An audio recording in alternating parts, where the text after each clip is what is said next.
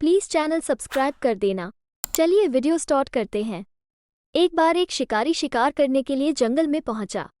उसने अपने तीर पर बहुत ही खतरनाक जहर लगाया और शिकार को निशाना बना करके उसने तीर को छोड़ा, लेकिन उसका तीर चूक गया और तीर एक पेड़ पर जा लगा। वो पेड़ बहुत ही हरा भरा था और बहुत सारे तोते उस पेड़ पर रहते थे। जैसे ही वो जहरीला तीर उस पेड़ पर जाकर लगा, वो पेड़ धीरे धीरे सूखने लगा और उस पेड़ पर जो भी तोते रहते थे वो एक एक करके उस पेड़ को छोड़कर जाने लगे। उस बड़े से पेड़ के कोटर में एक बहुत ही बूढ़ा तोता रहता था जो बहुत ही धर्मात्मा और अच्छे मन का था। सभी तोते उस पेड़ को छोड़कर जाने लगे थे, लेकिन वो बूढ़ा तोता जाता था, दाना लेकर के आता और उसी कोटर में आकर के बैठ जाता था, परंतु उस पेड़ को छोड़ने को तैयार नहीं था।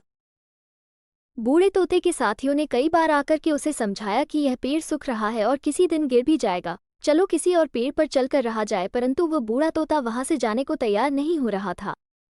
अब ये बात देवराज इंद्र तक पहुंची। उन्हें बताया गया कि एक तोता है, वो जिस पेड़ पर रहता है उस पेड़ पर एक जहरीला तीर लगने के कारण सूखने, गिरने और खत्म होने के कगार पर आ पहुंचा है।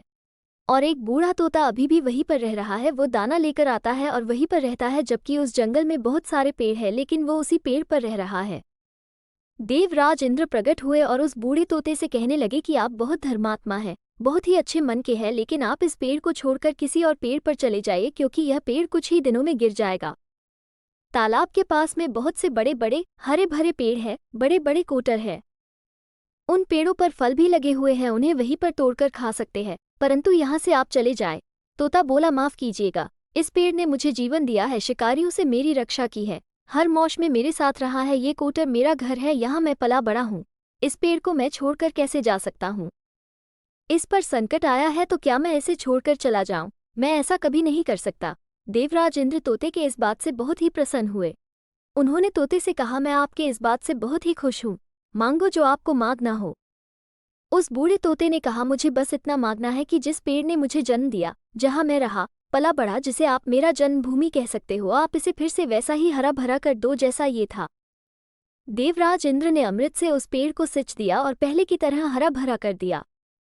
अब वापस से उस पेड़ पर आकर के बाकी तोते रहने लगे। ये कहानी हमें सिखाती ये है कि जब भी किसी इंसान का बुरा दौर आता है तो सिंसियरली वो टूटा हुआ होता है, उसे किसी के सहारे की जरूरत होती है, किसी की आवश्यकता होती है। अगर आप ऐसे समय में उसे छोड़कर चले जाएंगे, उससे बात नहीं करेंगे, मुंह मोड़ लेंगे, तो आपसे बुरा कोई नहीं है, क्योंकि आप किसी के सुख का साथी बने या ना बने, लेकिन आपको हमेशा किसी के दुख का साथी जरूर बनना चाहिए।